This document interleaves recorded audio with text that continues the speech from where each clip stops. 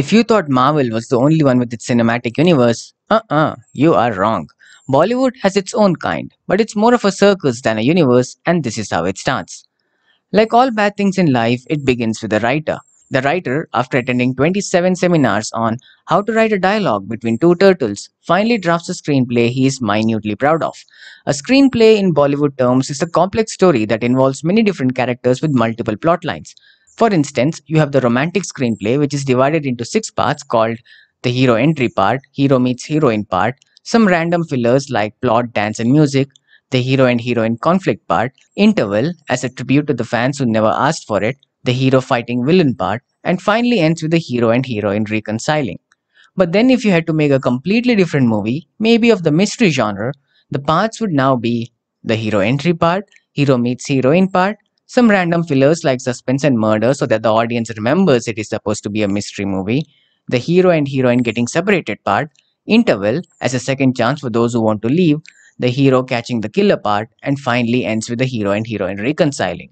In fact, the beauty of Bollywood films is that the movie turns into whichever genre you like based on the way you see it, because the script never changes, just the perspective. All this genius is brought up by the writer after months of self loathing and procrastination, after which this screenplay makes its way to the producer's table, who, for the time being, is at a party in LA that involves at least 12 different types of hallucinogenic drugs. Once the producer gets back home, he sifts through the 5 feet stack of drafts and selects whichever is closest to him, reads 5 pages of it before deciding that this is going to be the next blockbuster. He then picks up the phone and calls a director from the choice of buffets readily available. The buffet goes something like this. You have the cheesy romantic director, the over dramatic director, the sad romantic director, the crazy rich abroad director, the serial killer director, the stupid action director, the director who dances, the director who sings, the good director, the bad director. And in case the producer wants to save some money, he makes one of the actors work for him in the name of directorial debut. Once the director learns where his next paycheck is coming from, he goes with the writer to do the sales pitch to their preferred actor. Like the society, the actors are divided into three classes: the upper class, who choose the script of their choice no matter how shitty or repetitive it is; the middle class, who are the second choice of actors who become the first choice as soon as the upper class say no, and might even have to do the god forbidden audition for the role; and the lower class, who basically choose whatever papers of screenplay is available out of the dustbin. This is very important because the budget of the film pretty much depends on the actor, and obviously, the higher he is in the class of Bollywood society, the bigger salary he gets. If this was the average Bollywood movie budget, 40% of it goes to the hero, 20% to the heroine, another 20 for promotion and to the MBA people with their filthy degrees in marketing, 10% for location sets, props and visas for their international shoots to prove that they are not a terrorist, 5% to the director, and the balance to the remaining artists who must make do with whatever scrap is left. The actor's salary himself is made up of 30% looks, 10% talent, 20% dancing skills, and 50% of the copyright of his fan following. The lead actress, on the other hand, is made up of 80% looks and 20% dancing skills. Anything else is complimentary. Once the actor and the actress are chosen, the remaining cast is decided in 10 minutes and the focus now shifts to the song and music.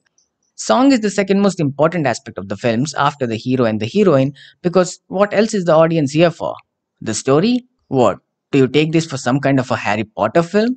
And also because the songs are released weeks before the movie so that the audience can mistakenly think that a good song translates into a good movie and be fooled to go to the theaters once again.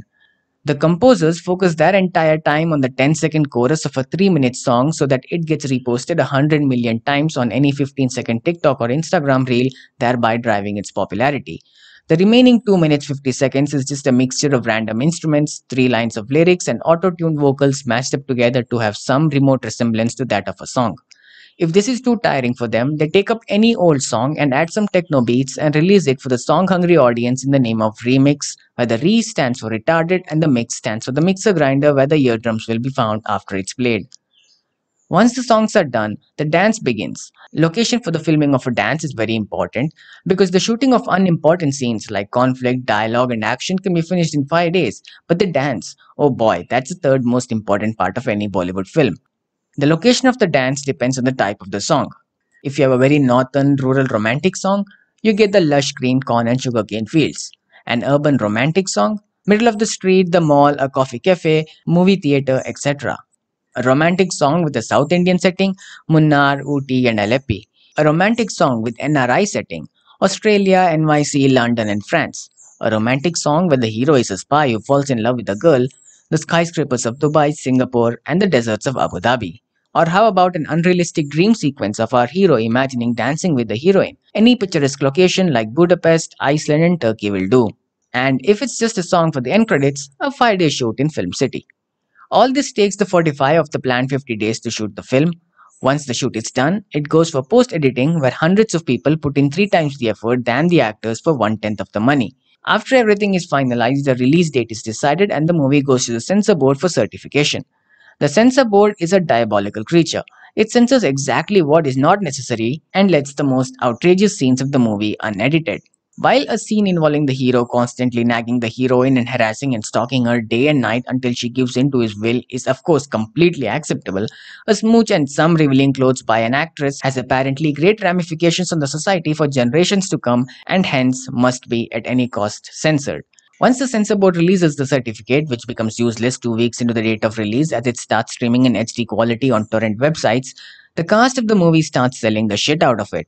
This is usually in the form of showing up on reality shows, talk shows, and giving interviews. The cast in the interview answer in the same way a person would give during a corporate job interview.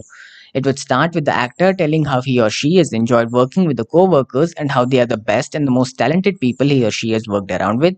Then move on to the challenges he or she faced while working in the environment surrounding it and how he or she has overcome it. Then take a small detour by talking about the past and how he or she entered this industry and the hard work and the struggle that was involved before finally talking about where he or she sees himself or herself 5 years into the future and what are the upcoming projects he or she is excited about. The trailer is released on YouTube, which sums up the entire movie pretty well in 2.5 minutes. All the major scenes are shown in between large block letters with words like this summer, get ready, with names of actors and generic background music that gets louder and faster as it reaches the end of the video. Once the movie is released, reviews, recommendations, and criticisms start floating around. Words like blockbuster, box office, boycott, and bombed start trending on Twitter. Critics try to get their 2 seconds of fame before calling all of them on a round table at the end of the year to get a few million views on YouTube. All this ends with the audience who go to the theaters return not as excited as they had gone and go in once again when the circus begins for another movie next week. Farewell, and now I'm off to the opening show of a movie.